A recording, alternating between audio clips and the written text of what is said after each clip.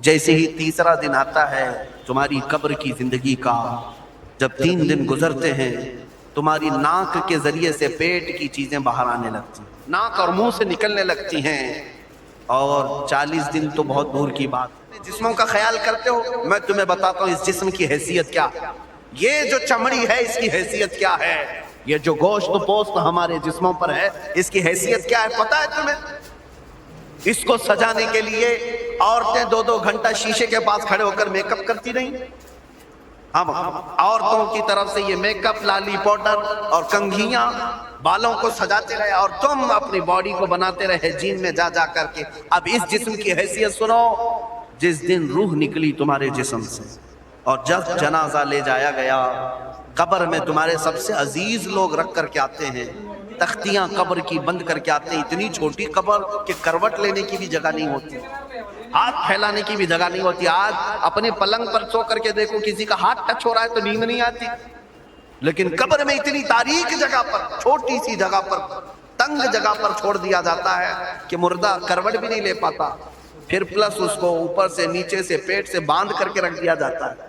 تمہیں پتا ہے اب حکماں نے جو لکھا ہے وہ سنو بزرگوں نے، جیسے ہی تیسرا دن آتا ہے تمہاری قبر کی زندگی کا، جب 3 دن گزرتے ہیں تمہاری ناک کے ذریعے سے پیٹ کی چیزیں باہر آنے لگتی ہیں، منہ کے ذریعے سے انتڑیاں یا جو بھی اندر کا لیکویڈ ہے سب باہر آتا ہے۔ 5ویں دن کان کے اندر سے بھیجا نکلنے لگ جاتا ہے، یہ جو بھیجا سر کے اندر ہے وہ ختم ہو کر کے سڑ کر کے پیپ کی شکل میں کانوں سے باہر آنے لگ جاتا ہے، ناک اور منہ سے پیٹ کی چیزیں، کلیجہ خون بن جاتا ہے، دیگر چیزیں سب کان اور ناک اور منہ سے نکلنے لگتی ہیں، اور 40 دن تو بہت دور کی بات ہے، 8ویں دن اس کا پیٹ پھٹ جاتا ہے، پیٹ پھولتے پھولتے پھٹ جاتا ہے، اور جیسی پیٹ پھٹتا ہے قبر میں کیڑے پیدا کیے جاتے ہیں۔ تم 1000 کوشش کر لو لیکن وہ کیڑے اسی کے لیے پیدا ہی کیے جاتے ہیں، ان کی غذا ہے، وہ ناک سے نکلا ہوا گودا، منہ سے نکلا ہوا گودا کھانے کے لیے کیڑے جمع ہو جاتے ہیں، پورے جسم پر طاری ہو جاتے ہیں۔ پیٹ جب پھٹ جاتا ہے تو اتنی شدید تعفن والی بو آتی ہے کہ قبریں بند ہوتی ہیں، ورنہ کئی لوگ صرف بو سے بیمار ہو جاتے ہیں، کئی لوگ۔ اور یہی ہمارے جسم کی حیثیت ہے، یہی ہمارے جسم کی حقیقت ہے۔ اور چند دن گزر جاتے ہیں کہ اس کی آنکھوں کی پتلیاں لٹک کر کے باہر نکلتی ہیں، اس کی آنکھوں کی پتلیاں باہر آ جاتی ہیں اور گڑے پڑ جاتے ہیں۔ اب جو جسم کے اوپر موجود گوشت ہے اس کو چونٹیاں، مکوڑے اور کیڑے کھانے لگ جاتے ہیں، کھاتے کھاتے 2-3 مہینے کے اندر اس کو صرف اور صرف ڈھانچے کی شکل چھوڑ دی جاتی ہے، ہڈیاں باقی رکھی جاتی ہیں۔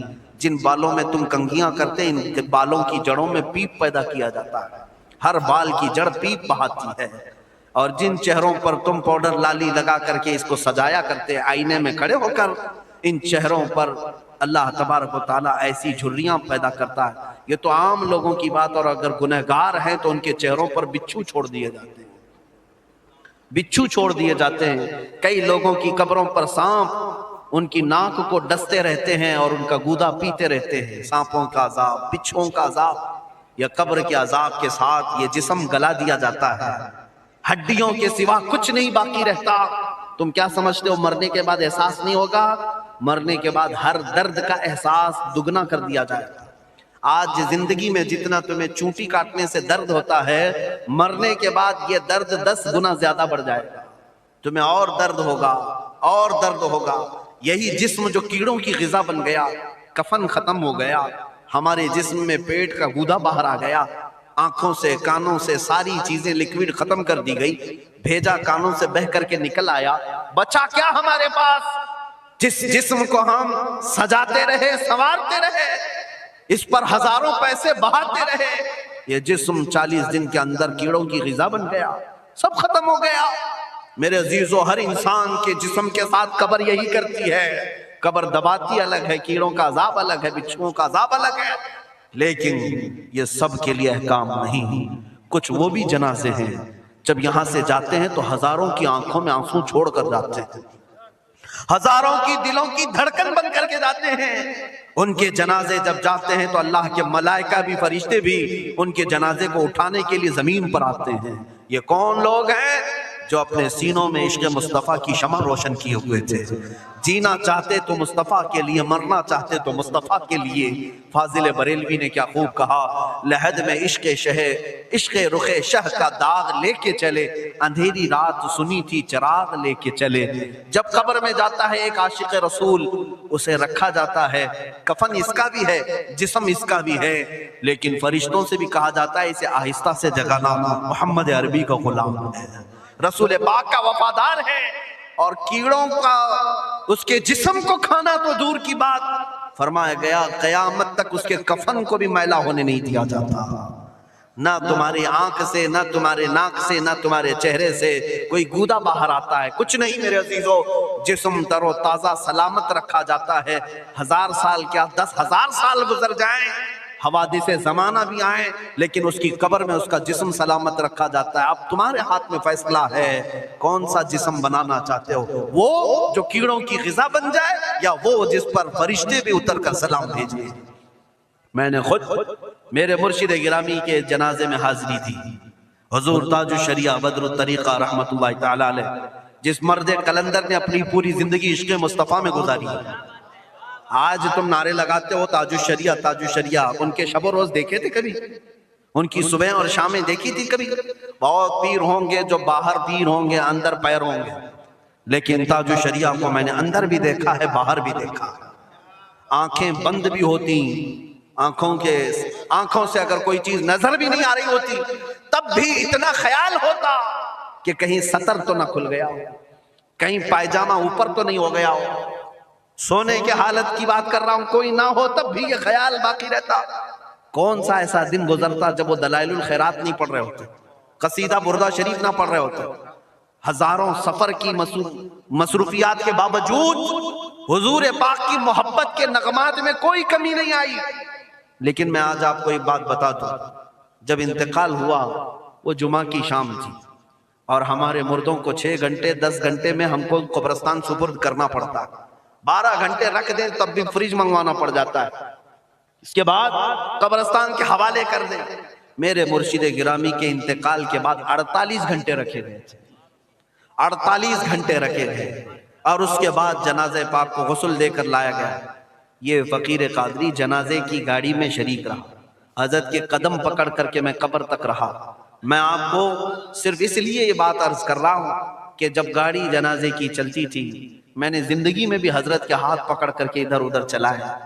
حضرت کے ساتھ جب جانا ہوتا تو بازوؤں کو ہم تھامے ہوتے، ہم کیا چلاتے، ہمیں وہ خود چلا رہے ہوتے، لیکن یہ ہم برکت کے لیے پکڑے ہوتے. جو نرم و ملائم جسم تھا، میں نے وفات کے بعد جنازے میں کھڑا ہو کر کے دیکھا، قدموں کو پکڑ کر، نہ نرمی میں کمی آئی، نہ ملائم ہونے میں کوئی کمی تھی. اور جب گاڑی آگے چلتی تھی،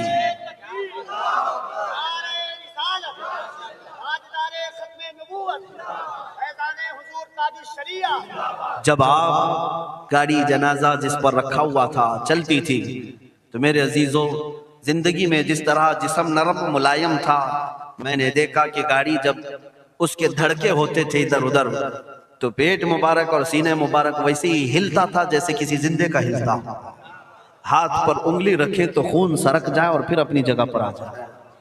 یہ کوئی مبالغے کی بات نہیں کر رہا ہوں، یہ آنکھوں سے دیکھی ہوئی چیز ہے. اور قبر انور میں رکھنے کے بعد جب ان کے صاحبزادے اور داماد نکل کر کے آئے، تو تھوڑی دیر کے بعد ہم نے دیکھا کہ چہرہ خود بخود قبلے کی طرف تھا.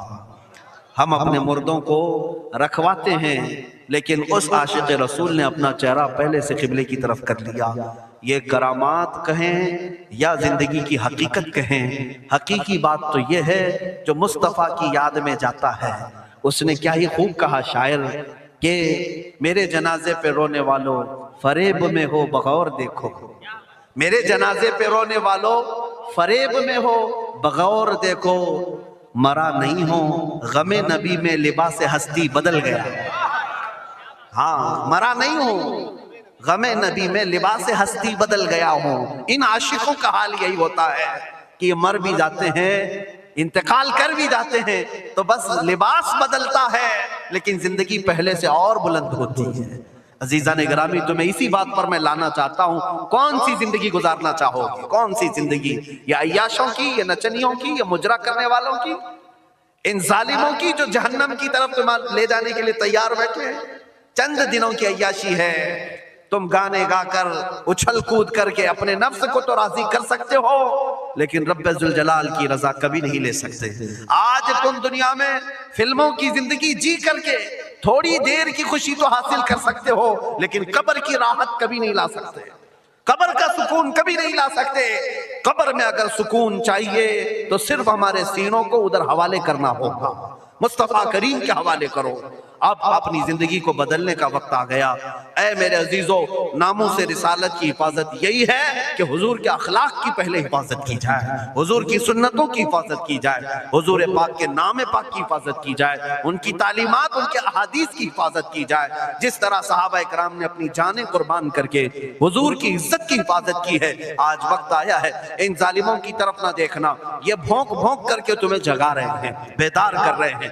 میں جواب دیتا رہوں گا انشاءاللہ، لیکن ساتھ میں ان حادثات کو اپنے لیے ایک الگ انداز سے دیکھتا ہوں۔ اگر کوئی کتا کوفے میں بیٹھ کر بھونکتا ہے اور میرے نبی پاک کی عظمت پر حملے کرتا ہے تو درد تو ہوتا ہے، لیکن ساتھ میں عقیدہ بھی تو ہمارا یہ ہے، رہے گا یوں ہی ان کا چرچا رہے گا، رہے گا یوں ہی ان کا چرچا رہے گا، پڑے خاک ہو جائیں جل جانے والے۔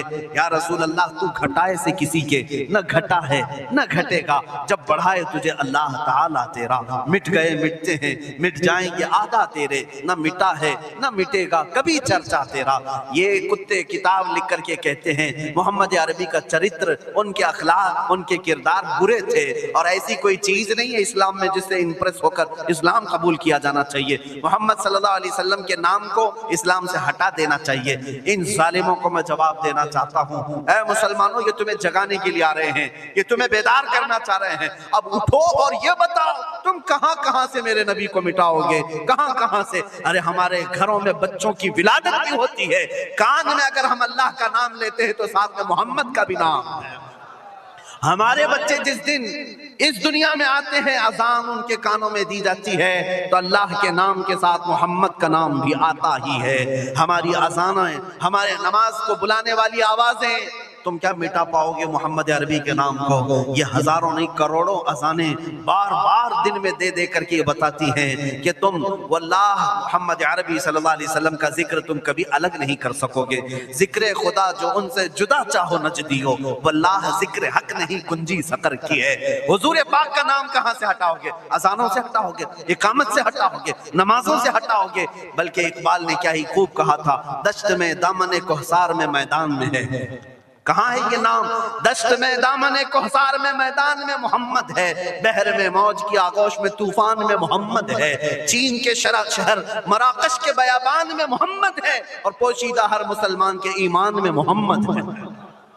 میں نے یہ تبدیل کر کے اسی لیے پڑھا ہے کہ ہر جگہ محمد ہے۔ رسول پاک صلی اللہ علیہ وسلم کو تم کہاں سے ہٹاؤ گے؟ ہمارے کروڑوں کی زندگیاں اس نام پاک پر قربان، اس نام پاک پر قربان۔ ان ظالموں کو یہ بات بتا دینا، اس نام پاک پر اللہ نے نقطہ تک نہیں رکھا ہے۔ محمد عربی صلی اللہ علیہ وسلم کے نام پاک پر نقطہ تک نہیں، عیب تو بہت دور کی بات ہے۔ اور مٹانے کی بات کرتے ہو، مٹانے کے لیے تم اس کا ایک لفظ تک نہیں مٹا پاؤ گے۔